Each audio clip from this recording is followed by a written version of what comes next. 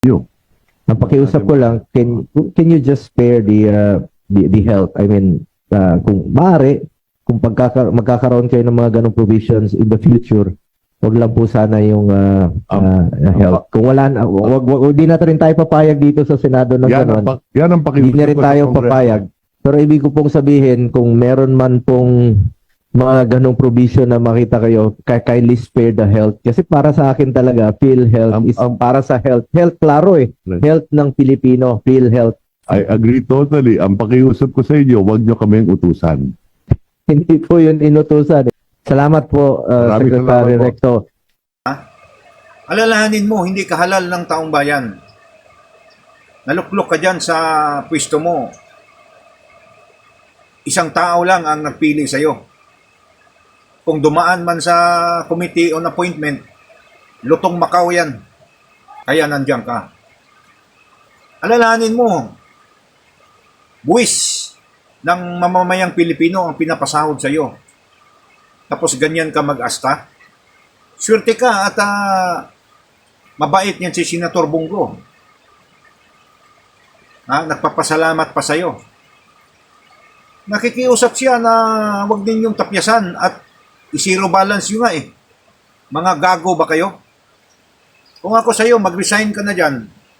Wala kang silbing sekretary eh. Wala kang kwintang public servant. Hindi ka dapat nandyan. Nakikiusap sa'yo tapos sasabihin mo na huwag mo akong utusan? Gago ka ba? Ito pa ha, dapat nga imbestigahan ka eh.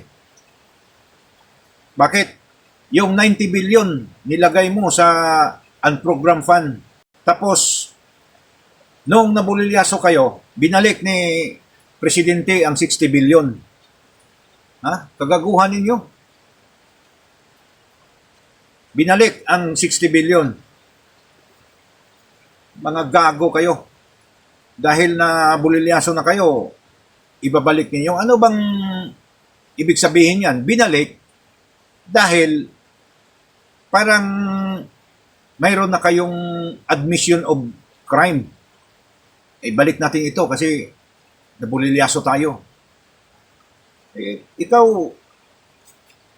ito pa, isa pa.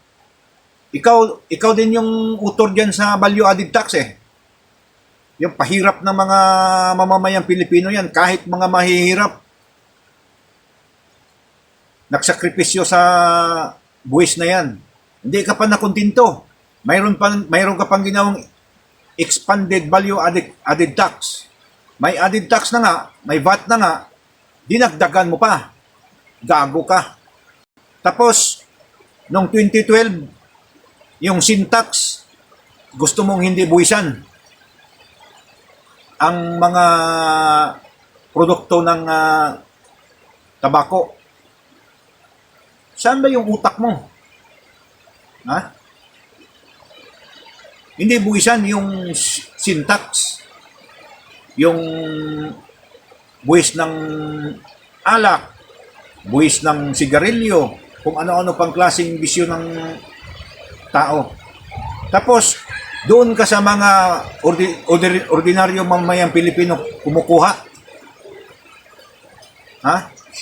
Value added tax.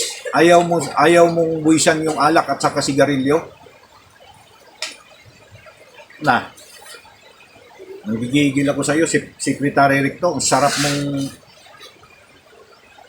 Naku po, Diyos ko. Mag-resign ka na. Kung mayroong magpapaikot dyan ng petition letter para pirmahan nating mga mamamayang Pilipino, paresignin natin yung gago na to. Walang silbing public servant ito eh. Panawagan ko kay Gobernador ba yan ngayon, si Vilma Santos?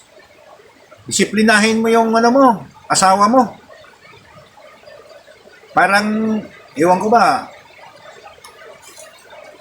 nawawala na yata sa katinuan yan. Iba talaga itong laso ng Malacanang kapag dumapo sa isang tao, magiging bangag at lutang ang isipan.